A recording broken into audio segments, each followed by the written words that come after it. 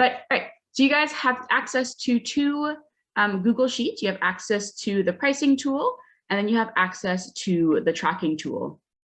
And so I use both to kind of the price and track my orders. So basically I use the pricing tool to price everything. And then I use my tracking tool to make sure that I'm adhering to my pricing and making sure that I'm accurate. So one example is my expense tracking and then my hours tracking. It's making sure that what I'm spending in my baking business is actually what I predicted I was gonna spend. So we'll go ahead and get started with the pricing tools. So really, how I think you guys have seen my formula. I did a short video on the group, but basically what I do is I cost everything out per unit. So whether your unit is going to be your ounces, grams, or cups, that's what I price everything out as. So I gave you guys this formula here. I did break it down a little bit. Feel free to add as much as you want as soon as you download it. But I'm going to make up some numbers here because they're not accurate numbers. But let's say butter is $5 for a box of butter, which I believe is a pound. A pound is 16 ounces, right? That means per ounce, your butter is going to be 31 cents. Let's say you want to weigh some grams. I think a pound in grams is like 457, which means that you're looking at 1 cent a gram. And then cups, I believe it's 2 cups per pound. So you're looking at $2.50 a cup. And so the first thing you want to do is really just go through all of your ingredients and find out your unit pricing. Sometimes when you look at price tags, $4.54. Thank you. I was so close. So when you're looking at price tags, usually in America, it'll have the general cost of $4.50 for whatever you're buying, and it'll then have a unit price. You could take a picture of that, or you could just remember how much things cost. Or what I do is I went to Safeway.com and I just zoomed in on the picture and I read the label on the front of the item that said, whatever this was. So also another, let's go next one. I'm gonna do chocolate. I buy my chocolate for $160 and I get around 50 pounds, which is 800 ounces, which is around 20 cents an ounce. And weight for this one, it's 22,500. It's a little bit less than that, but I can't remember the exact number. And I don't use cups, so therefore I really can't fill in how many cups of chocolate that is. But as you can see, for chocolate from a recipe, it's going to be 20 cents an ounce or 7/100ths of a cent per gram. And so step one really is to go through and price all your ingredients. So eggs, for me, I know, I think my eggs are $9. And the thing is for eggs, I know it says weight an ounce. Really, I usually don't weigh my eggs. I do them by number. So I know I get 60 eggs. I buy 5 dozen. So it's a little more expensive. I think it's $10. So my eggs cost 17 cents per egg. And then I would just fill this out as best as possible. I know prices are going to change a little bit. So I go with the average price. So for example, I'll shop at both Safeway and Fry's. They both have different pricing. I like to choose that way. If I happen to go to the other store, I'm not losing any money, just to cover my bases there. Does that make sense? As a reminder, best thing to use is the chat feature so I can see you guys. Perfect. I see the yeses coming in. All right, so that's the first step. First step is just pricing out all your ingredients. And so I would basically write down every single ingredient you could ever use in a baked good and just make your list here and then price that out. All right, next, moving on to supplies, it is the exact same concept. So again, writing down every single item you could ever use in a baked good or for your baked good to package it or make it and then price it out. And I like to distinguish this one as my supplies are things that are non-reusable. So I use plastic, single-use piping bags. Those are, one and done. My cupcake box, I don't get that back when a customer receives it. That's a one and done. The cake box, the bags for cookies, all of those are single-use items. All of those go into my packaging and supply list. So let's say I buy 1,000 business cards. Nope. Let's say my price is, let's say $25 for 1,000 business cards. That means it is 2 cents per business card. Cake boards are more expensive, and I separate out boards versus drums since I use both. So let's say, I think I costed out boards before. Boards, let's say, are $50. I get 24 of them, a little over $2 an item. You even want to cost out things like soap and dishwasher tablets and stuff. So because you're still having to wash your counters and sanitize your counters. So tablets, pretty easy. I use 1 tablet per wash. And so let's say my price is 10 and I get 100 tablets at a time. It's 10 cents to run my dishwasher. I included things like labels. If you have stickers like thank you stickers or logo stickers. Parchment is kind of tricky. So parchment, if you buy it from the grocery store, it comes in like a big roll, and you could actually find the square footage of your parchment and then divide that. So you could say let's say your square footage was 10,000 square feet. And then let's say on average, or nope, I always do this backwards. Let's say your parchment is $5 and you get 10,000 square feet. That means it's this price per square inch. And then you would multiply this by the number of square inches that you are using for your bakes. So let's say each cake for maybe 3 6-inch pans, you need 30 square inches. So you would basically make a formula. So making formula is pretty easy. You hit equal sign to start your formula. You would then take your number, multiply that by 30. So that means for like a 6-inch cake, my parchment cost me 1.5 cents. That's one way to do parchment. I would say it's sometimes annoying to do that way, so I chose a different way. I do parchment by sheet because I took the expense of buying flat parchment sheets. Personally, I really love it. So I got 1,000 sheets for like $200, and I know that my parchment is like 9 cents. It's about 9 cents for me to use parchment.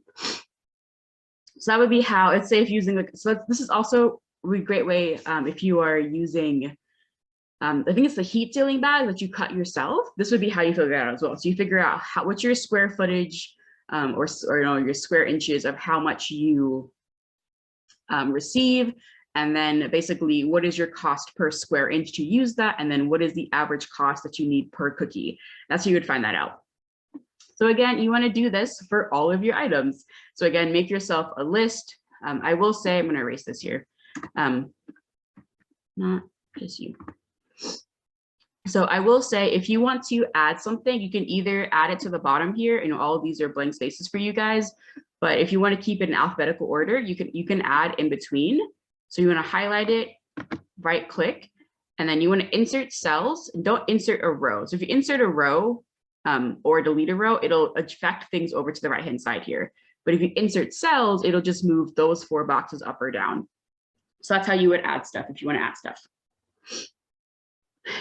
Okay, so again, step 1, price your ingredients. Step 2, price your supplies. And then you want to take all of these individual numbers and then plug them into a formula that I have on the right hand side, which I like to basically give myself averages. And so basically, what does it cost me to supply the average cake? So I know I didn't put numbers over here. We're going to make up numbers. So let's say I'm using a cake drum instead of a cake board. Let's say this one was $2.08. I know piping bags are 9 cents. Parchment, I know, is like 2 cents. Cake box, I say they're like $2.50 for me. Gloves are 4 cents a glove. Stickers $1. I say I use like 1/3 of an ounce for soap. I use 1 dishwasher tablet, 1 laundry soap tablet. I give everyone a business card, and then sanitizer. Let's say I use an ounce of sanitizer to sanitize my thing. All right, next is how many do I need? For cake drum, I need 1. Piping bags, I like to average, I use 2 or 3. So I'll go with a higher number of 3. I'll use 2 parchment sheets. I use 1 box. I use 4 gloves. I do gloves per individual glove, not by pairs. Everyone gets a sticker. I need 1 of everything here. Okay, So as you can see, it totals up that per average cake, I'm spending $10.08 in supplies. Does that make sense?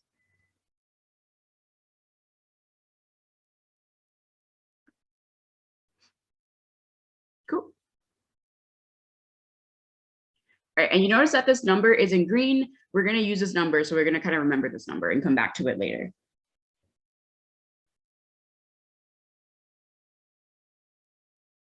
Okay, sorry, I'm just checking to see if people can't get in, but it looks like most people are getting in. All right, and so I do this for every dessert that I make. So I have like an average cake supply, I have like an average cupcake supply, and so I'll fill this in again. I do this for cookies.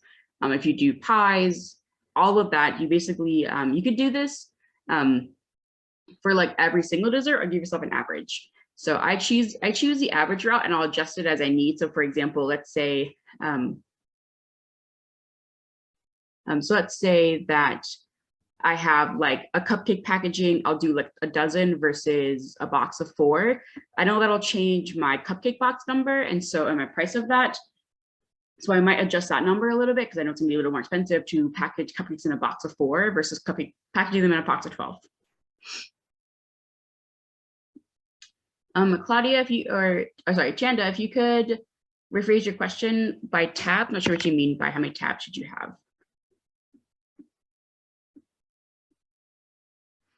All right, so that's how I calculate supplies. And then equipment. So my equipment, I say, is basically anything that is reusable.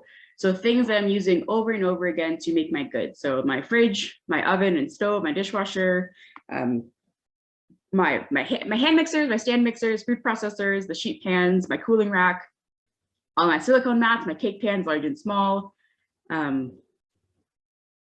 mixing bowls, my spatulas, my reusable piping bags, piping tips, my scoops, all of those I include in reusable things.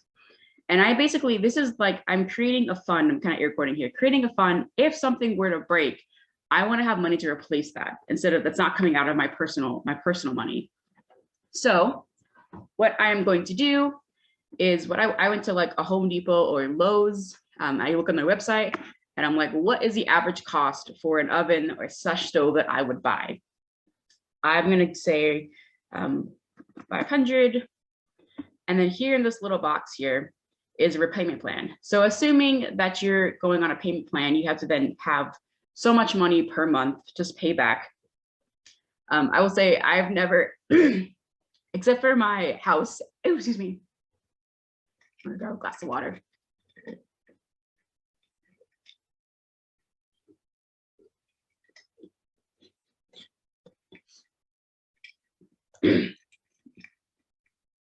Okay, I see your question.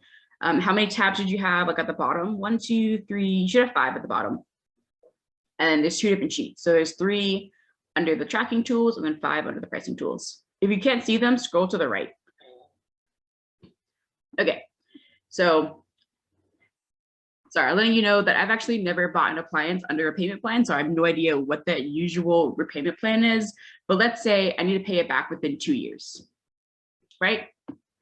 So I'm going to then take this number and start my formula. So I have my equal sign, start my formula, my total cost, divide this by 2, since that's my yearly plan, which means I need to make $250 a year to pay back this oven or stove, which means I need to add $20 a month.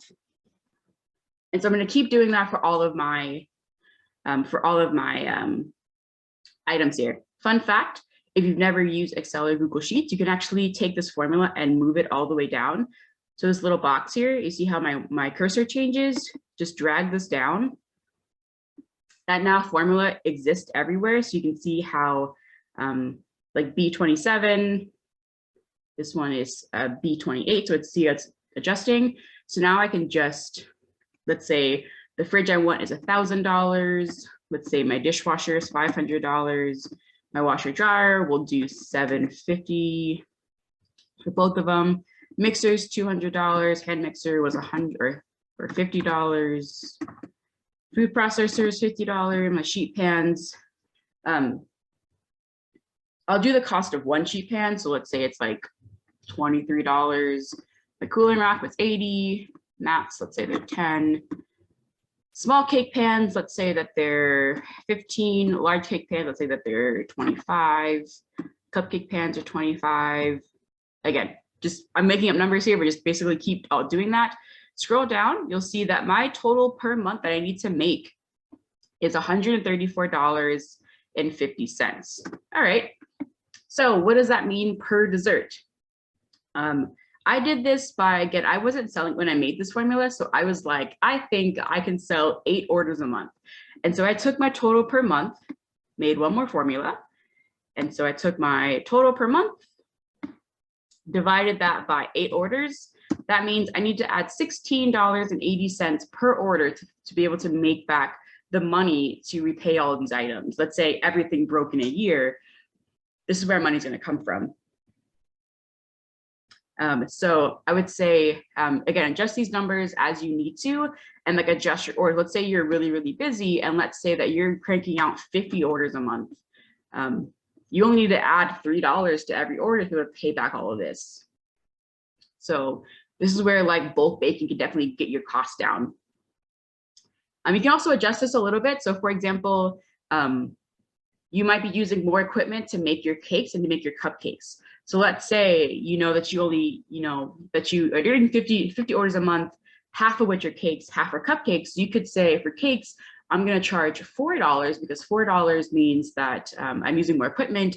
And for cupcakes, I'm going to charge $3. So you could, adjust your numbers there again.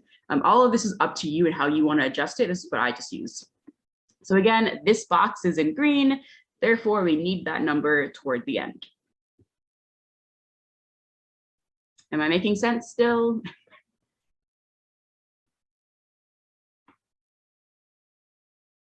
Cool. On to the next tab. All right, labor cost. So you need to decide how much you want to charge for your labor.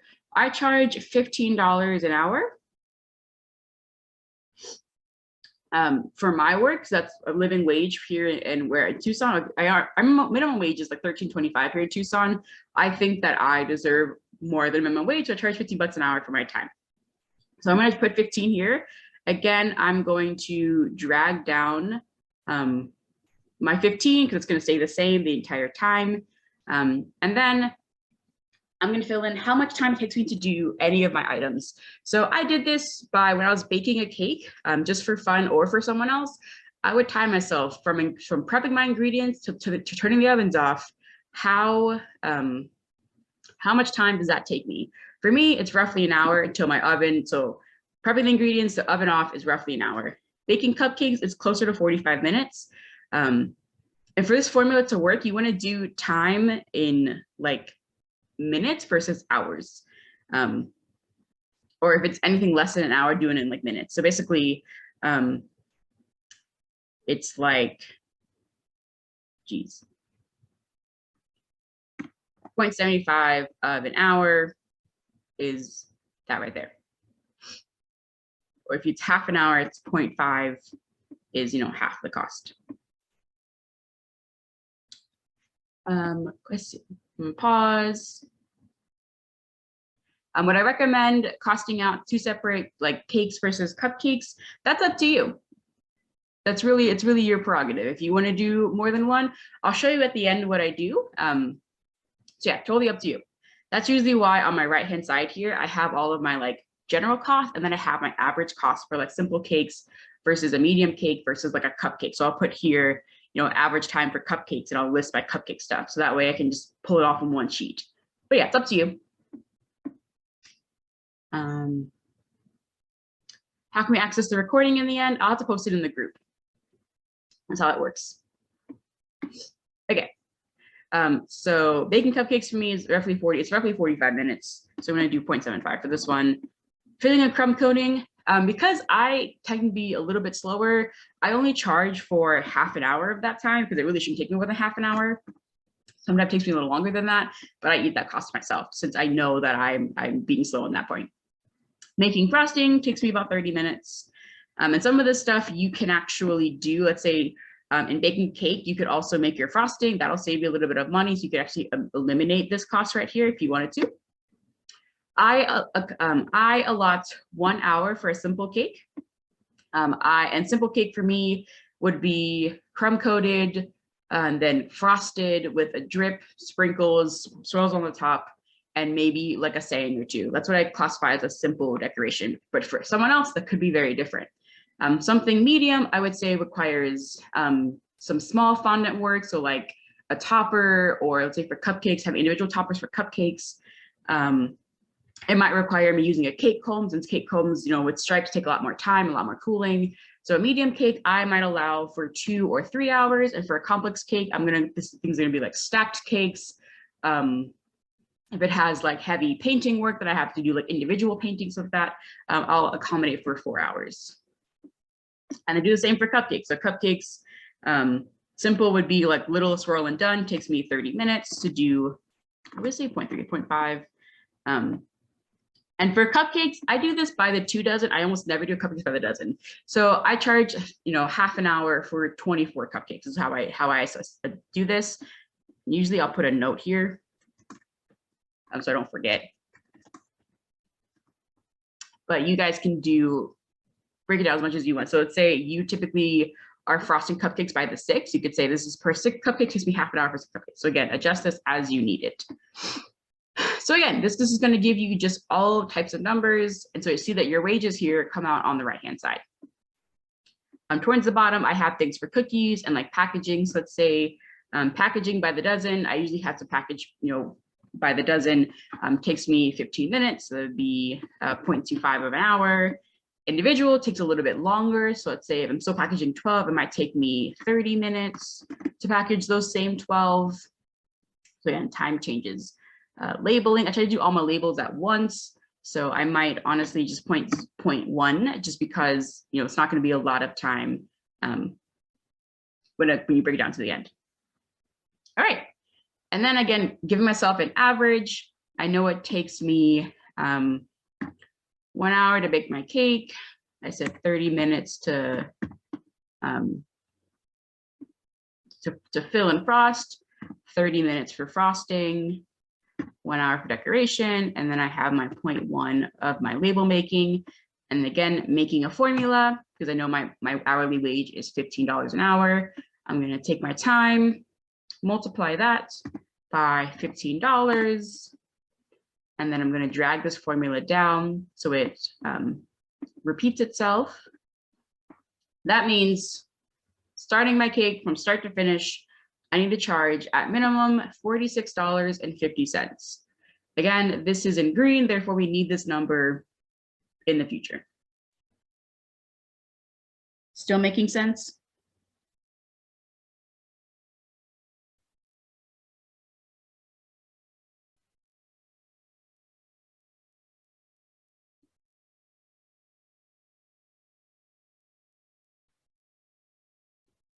All right, perfect.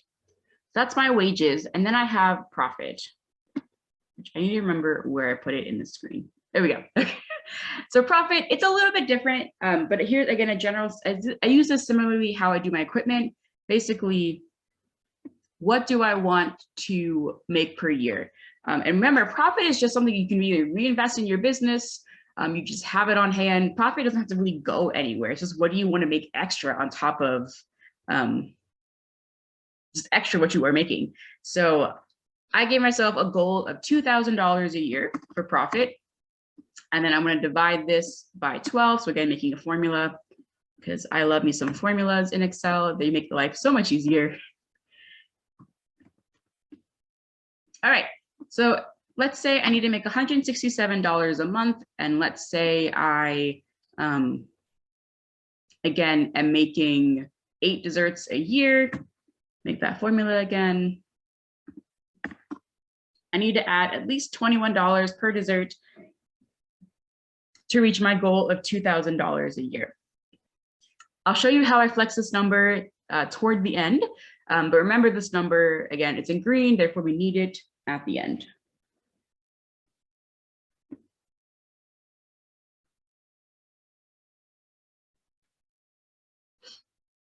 Okay.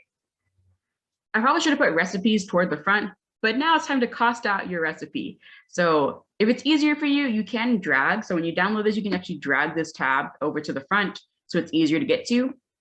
But basically, you want to figure out the weight of your item or like your unit of your item, the cost of that item, and then again, get a total. So again, I'm making up numbers here. This is not super correct, but I do my my recipes in ounces most of the time. So let's say my cake flour, I believe, cost, I think it's 0.007 an ounce because I'm buying in bulk. My sugar,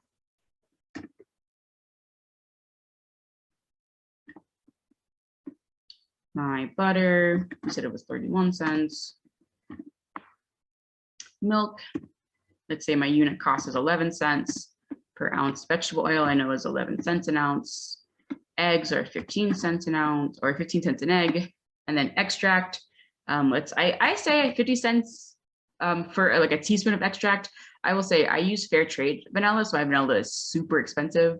I'm currently making my own extract so I can cut my cost down. Hold on. These are the costs, not the weight. Moving those over. Let me do that. Hold on. I always make this backwards.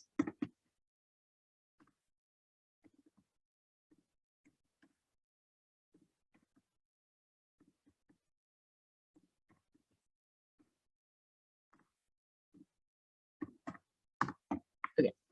And then you want to add your weight in the first column. So I know I need 13 ounces of flour, 13 ounces of sugar, 8 ounces of butter. I think I use 8 ounces of milk, 3 ounces of oil. I use 3 eggs, and I use 2 teaspoons of vanilla extract. And then you might be thinking, what is this weird number here called the Q factor?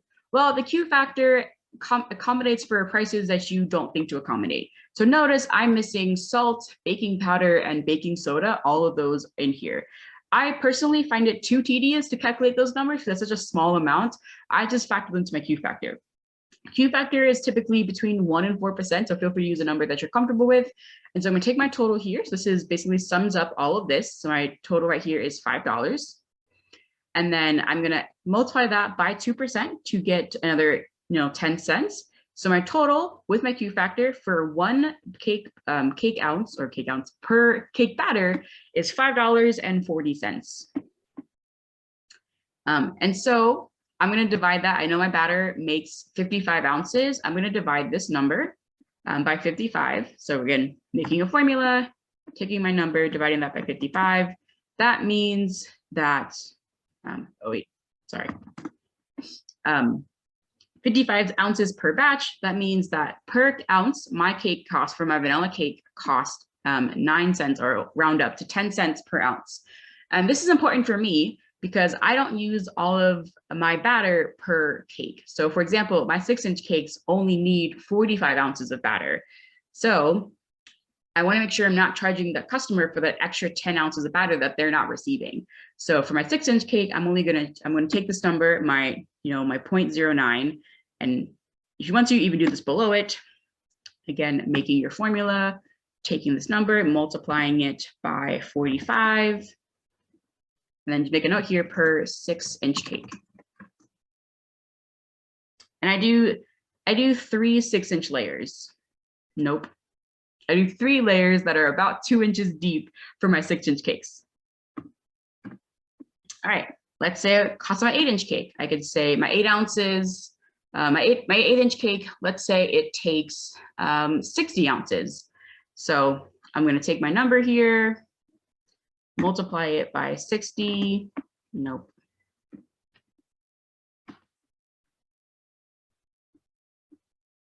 Sorry.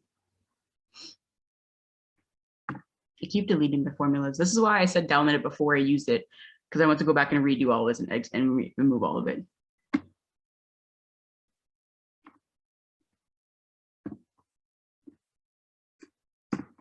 There we go. Okay, equal sign, this, multiply it by 60. which means my 8-inch cake, it costs someone $5.89. And so I have this number highlighted, but really that number is going to be a little bit different. But so I'm going to actually use this number here. But yeah, so basically you want to do this for all your recipes. So your vanilla cake or whatever whatever you're making. I use vanilla cake as an example, and then buttercream. Let's say I use 500 grams of buttercream. I use 8 ounces of butter, 2 tablespoons of milk, and then again my 2 teaspoons of vanilla, and again putting in my cost. Again, I'm just like making up these numbers. These numbers are not correct. Make sure you do your own numbers. Go back to step 1, which is pricing out your ingredients, so that way you get accurate numbers for this. So why is this so expensive? Hold on, this is not correct. We'll make this a little bit better. There we go. There we go. All right, so a batch of buttercream, let's say this makes 40 ounces of buttercream. So I can take my total and then I can divide this by 40 ounces or by 40.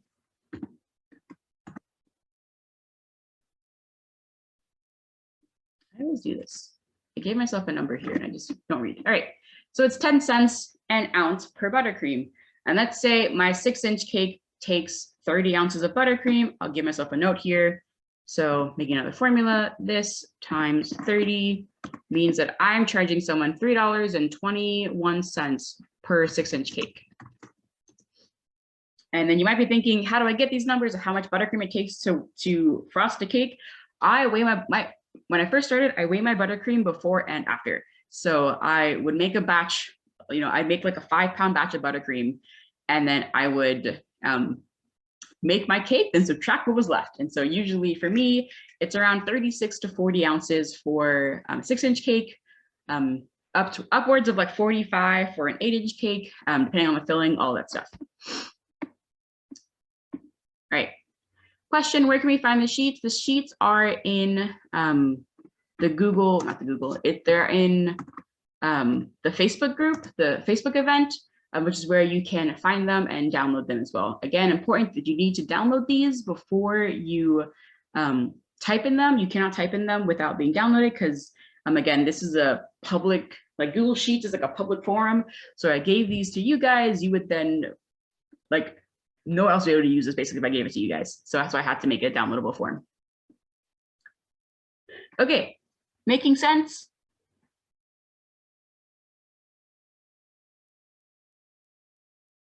Okay, so now that we've costed everything out, I then go to my totals. So this is the sheet where I put everything together. All right, so my cake sponges, they cost for a 6-inch cake. You were $4.42. I round up.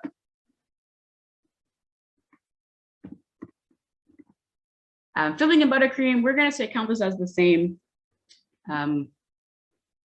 Since I'll say I'm using just vanilla cake, it's 10 cents an ounce. So let's say I used 12 ounces for the filling. And then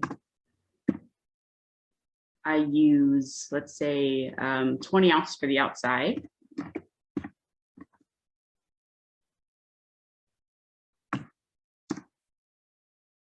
Supplies. What was my supplies for average cake? It was $10.08.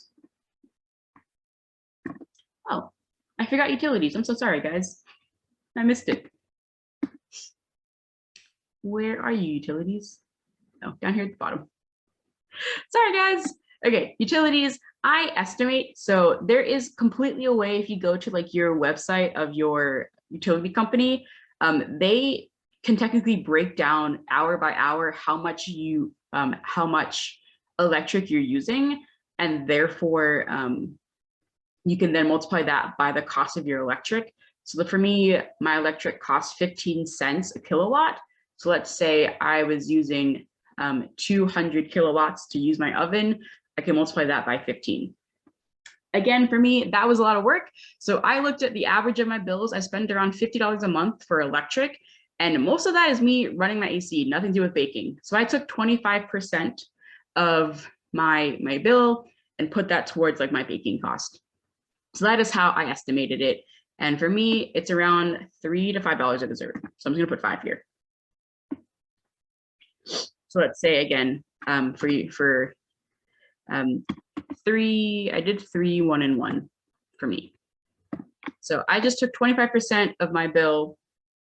And you can even do probably less than that, honestly. That's why you pay yourself a wage, because your wages also go toward paying your bills. And so that is why I did this. Oh, sorry, this should actually be per month. So let's say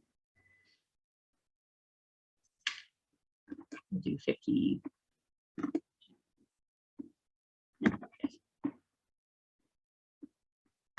Okay, so let's say I'm spending 65 a month for baking, and then again, you want to just divide this by the number of desserts you want to make. So I'm using the number 8 because that's what I thought I was going to make. So I charge $8 for utilities. That's way expensive, just so you know. For me personally, I only charge $5. But again, these are made up numbers just to get through the process. So we're going to take our $8 and put that into our totals. Our equipment charge, we're gonna move this back to 8 so that everything's consistent. It was $16. Let's say this is a simple cake, so let's go to our wages and pull our simple cake number. It was $46.50.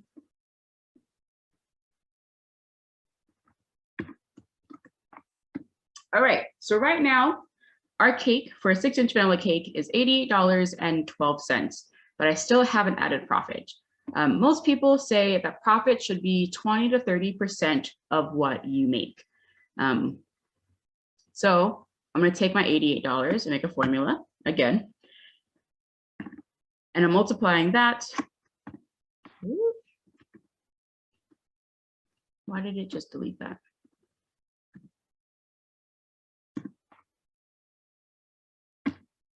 Again, take my $88, multiply that by 20%, gives me my profit will be $17.60, which means at bare minimum, I need to charge $105.72 for my 6-inch vanilla cake. That is how I get my numbers. And then really all of this stuff will stay roughly the same for your 8-inch cake, but your filling and stuff will change. Let's say it cost me $5 for my sponges instead of $4.50. Let's say it cost me $2 for my filling and $3 for my buttercream. Supplies $10, utilities $8, equipment $16. Wages, we'll say they'll keep it roughly the same because it's the same level of difficulty. And then again, profit. Let's say I want to make 30% profit on my 8-inch cake. I take my price, which is 90.5. Multiply that by 30%.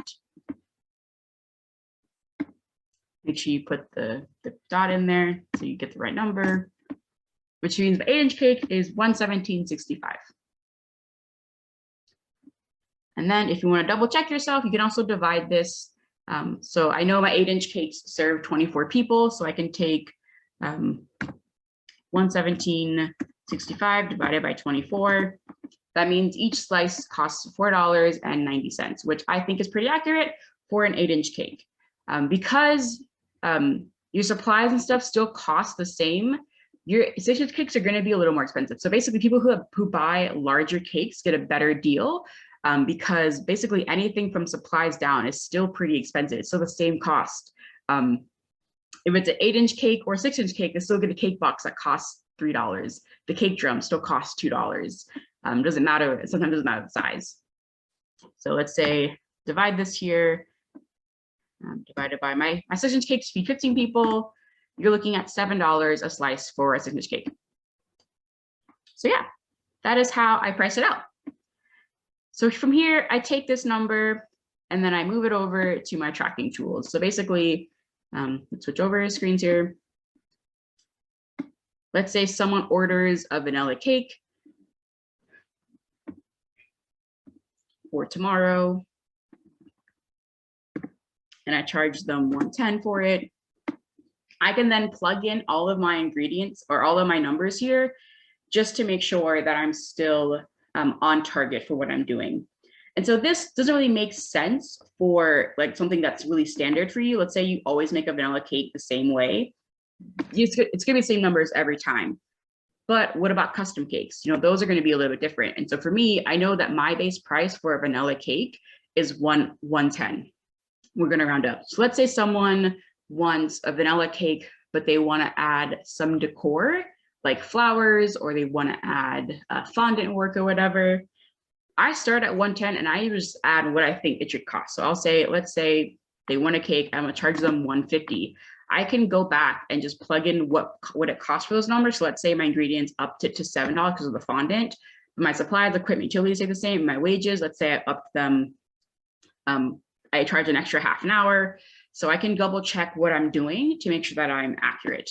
And then same with expenses and my hours tracking. So let's say what I'll do is I will put in my start and end time and basically what I'm doing. And I'll have a little note over here to the right saying what I'm owing myself to date. And so I'll check this against my order tracking because over on the far side, I have a total made to date. So if I have only made $300, but in my hours tracking, I owe myself $500, I know that I'm not being quick enough in my orders or I'm not charging accurately for my time. It's a little harder with expenses because in bulk buying, you know, you're gonna spend a lot up front, but it'll work itself out by the end. So let's say, you know, I spent, personally, I spent, you know, $4,000 redoing my kitchen. So right now, my total spent to date is $4,000 and I've only made $2,000, but I know that toward the end, this number will even itself out as I don't have to buy enough stuff as often. That's why I have my tracking tool just to check myself. And so, yeah. Oh, yeah, great question. I have a late fee. How do I charge accordingly? I just charge an hour of my time is usually what I charge. So late fee, I say is $15 at minimum per dessert. But really late fee just goes back to you. So what do you think is possible? There's a baker that I follow. Her late fee is half of the cake price. So her cakes start at $150. So if you order a cake a month late, or you need it within a week, she will charge you an extra $75 to make that cake. Everyone is different. So charge what you think is appropriate. For delivery fee, my delivery fee is $15 if you're in town, more than that if you're out of town. And I say within town is within like 30 minutes. And that's an hour of my time packing the cake up, getting it to you and getting back to my house. I also have another, I didn't put it in here, but I have a mileage tracker. So I will write down my mileage to make sure I'm being accurate. You could also do the standard rate, which is like 50 cents a mile, I believe, and the government like reimburses you for that if you track it properly. So yes. And then if they give me a tip, I then put the tip in there. So then I'll just basically add up all of my numbers. So that way I'm making sure that my profit margin is where I want it to be. I give myself a goal of 20 to 30%. And so for cupcakes, because I think that they can be a little cheaper, I might come in around 18%, but I'm okay with that. Because a custom cake, I might have a 40% profit margin, and I'm okay with that as well, because those are more of a luxury item that people will spend money on. So it all washes out in the wash, whatever that comes out in the wash, works out in the wash, whatever that saying is. So yeah.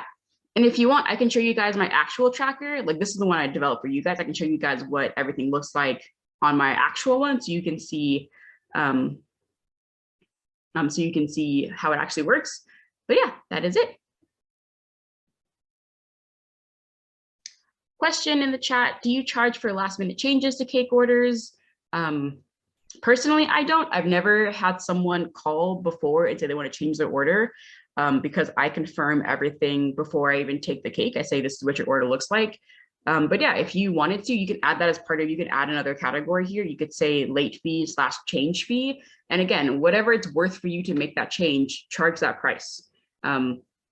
So for me, I probably would say any type of change after we've discussed and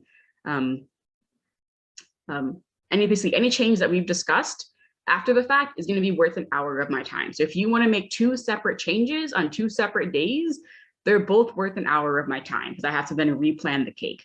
If it's a quick change and like I say they wanted to make the frosting blue instead of yellow and I hadn't made the cake yet, then I might just be like, yep, it's fine. But for next time, be aware that these changes cost money. But if it is like a significant change, yeah, I usually start with the cost of 1 hour of my time. There are a lot of bakers also have a policy of no change within a certain date of their cake order or their cookie order. So yeah, I agree with that as well. That's a great question. How did I base my pricing off the fact that I'm modeling my kitchen? What was the breakdown? Short answer, I didn't. The reason I didn't is I got a loan from a company that does small microloans, and I know that I have the money in my savings. So worst comes to worst, I have the money to cover it. But really, it'll fall under your equipment. So what I should do, which I haven't done yet because I'm tired, is I really need to go back and update all of these costs. That will then update my price per month. But yeah, that's how I would do that.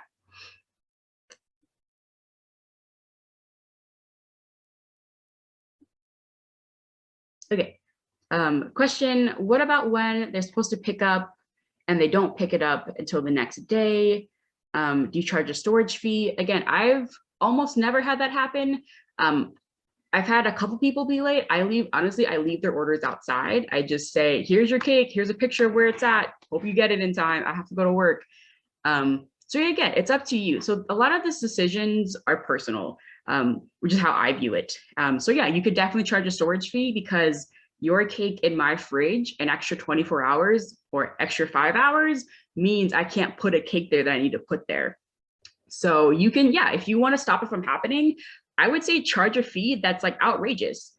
You know, if you're like, hey, if you miss your pickup, it's $100 to come get this cake, they're going to pay it or they're going to not be late. You know, those are their options. And you're welcome to have grace and say, oh, your car broke down, your pet's in the hospital, we can work out how we can get this to you. But if you're just being lazy and not coming to get this cake, yeah, you're gonna have an absorbent free. I would just say, make sure you disclose that before you charge them. So make sure that you have like a policy and procedures list that you're giving people. It's accessible somewhere within your website or your contract or wherever that says, these are the fees that happen if you do these things. That way they're not shocked. I mean, if they are shocked, you can say, hey, well, I have your signature on this item that says you read all of this, therefore you understood it. So I'm sorry you missed out, give me $100.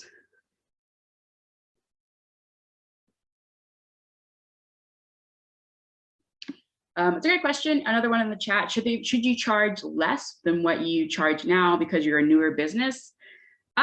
I don't think so, personally. I think everyone's skill level is different. I would not base my prices on the fact that I have been working in a bakery or as my home baker for less time. Because if I'm great at cake making, I'm great at cake making. It doesn't matter if I've been doing this for 5 years or not 5 years. So I charge $15 an hour for my time, and I've been doing this. I've been baking cakes officially for almost a year now, but I've been baking in general for most of my life. But as I gain more skill, I might have a cake raise or a price raise where I start charging $17 for my time instead of $15 because my time is valuable, mine is worth it. How did I figure this out? Can you be more specific? What part of this? Like the entire thing, my wages?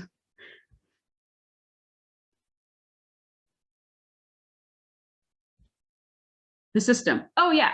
So I call it YouTube University. I spent months on YouTube watching people price out cakes and price out items and what to charge for. So the two that I followed were the Cake Mamas, who I think her name is Janelle, and she has a YouTube channel, and she was on the Cupcake Wars twice. So she has a system where she says, here are the 7 things you must charge for in your bakery, which then gave me my my list up here of the 7 things I need to charge for. And then I also looked at, oh gosh, it's like Mauritius cakes. I can link them in the event so you guys can find them. And so, and then also Jamie cakes. I watched all 3 of them and then made a system out of those 3 that worked for me. And so I know these numbers were pretty fake at the end, but also my custom 6-inch cakes, I start them at 125. So that's not much, it's not far off. I think for me, the base price I have to make for a cake is $85 for a 6-inch cake. So it's a little bit more expensive than this.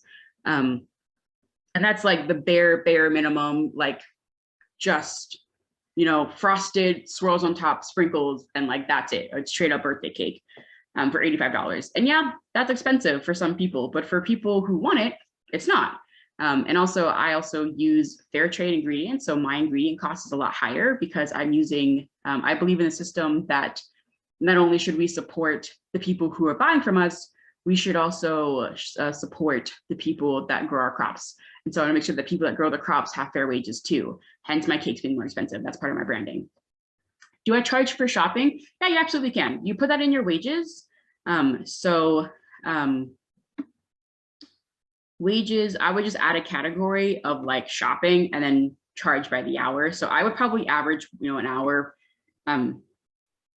of shopping per cake or per dessert. But yeah, that's up to you. I would definitely agree charging for as much as you want to charge for. Smash cakes are difficult because honestly, with this cost, if you did this actual formula, your smash cake would start at $75. I mean, because again, the only thing that changes is these first 3 items. Your supplies are still the same, utilities still the same, equipment still the same, wages still the same, might be a little bit cheaper. So my smash cakes start at $50 and I do 2 5-inch layers. And my hope really for smash cakes is that the leftover batter from my 6-inch cakes, I then bake as a 5-inch and I freeze them for when people want a smash cake. That is usually what I do to save myself some money. And I would say the same goes for like lunchbox cakes. I think those are so successful because people can do them in bulk. I don't do a lot of bulk baking, therefore they don't work out well for me because when you want a cake, I bake it specifically for you and the leftovers come with me to work. Yes, lunchbox cakes, they're like 4-inch cakes and they come in a little clamshell. They're really cute. There's a girl in Tucson who does them and I love them. They're so adorable. But they're like a bento cake is also what they're called. Do I charge for cake tastings? I want to, yes. Again, the thought is any leftover batter I'm gonna bake in a 6x6 square-inch tin, cut them into squares, and then I have a macaron container which has 12 squares in it. So I'm gonna do 2 cubes of cake and then 1 cube of, or sorry, it'll be 8 cubes of cake and then 4 cubes of frosting. And I was gonna charge around $30, mostly for my time. I mean, I'm at that point, my tasting stuff is, I don't want to say it's leftover in a bad way, but I'm using my leftovers in a creative way. So you're not really charging for that. I'm charging more for my time for that one. And also this is part of me just being I don't want to say lazy, but I'm exhausted. So I flex a lot on my pricing, but I have a formula in case I ever want to use it. It is what I do.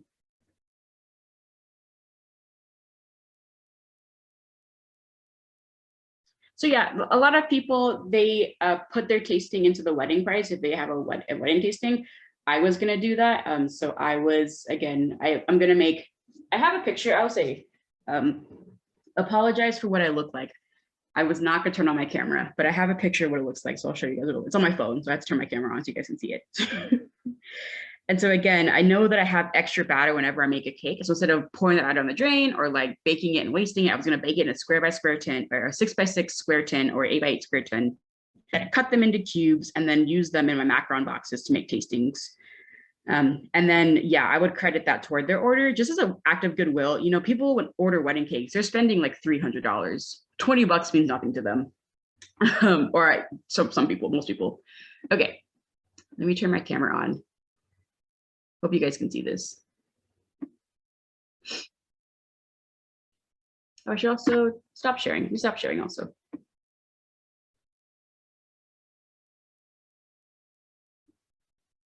Can you guys see that?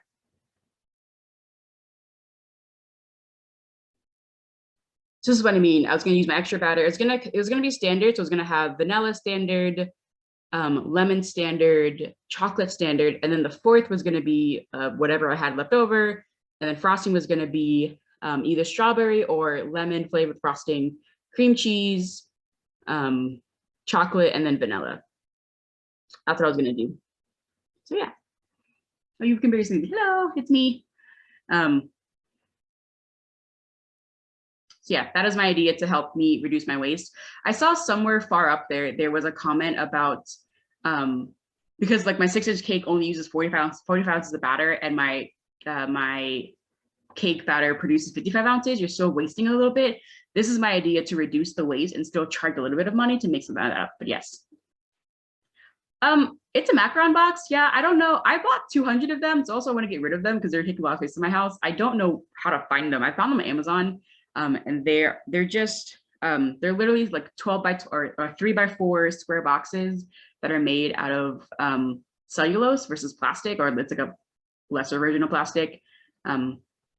So, but they're like the flat ones. So some macaron boxes, the macarons stand straight up. I got the ones the macarons sit like this, so that way you can fit more stuff in them. So yeah. Oh, I totally forgot. I have more polls for you guys. Since we're oh, I can stop showing that. Since we are at the end of here, it's been an hour. Thanks for hanging out with me. I have 3 questions for you guys that I'll go ahead and launch now. Do I do shipping? No. Technically, I can only ship in Arizona, and like shipping is a lot of money. My mom ordered 120 cookies from me, and it cost me like $50 to get them to her. So I said, no shipping. But yeah, if you want to do shipping, add that to your cost. I don't know how people do free shipping or how people get such cheap shipping. I do regular post office shipping, and it's like $20 per anything that I buy. So I don't offer shipping. But yeah, just build that in. So yeah, if you want to answer the questions for me, that would be great. I find it hilarious how we had like 500 people say they want to join, and then only 40 of you guys came. So I could have used my own Zoom instead of the meeting Zoom. But thank you, Violet, for letting me use your Zoom account and trusting me with your password. I promise I will not log in again. So just want to know if you guys found this useful. If you wanted more sessions to be held, or what you want to do. It looks like you guys really liked it, so I'm glad you liked it. And it looks like you guys also want more specific classes / workshops where people work together on how to build their pricing. I can see what I can do to offer that. I would, the thing is, because I only have the free Zoom, I might have to charge like $1 a person just to like cover the cost of, getting a Zoom account that is not the free version. But yeah,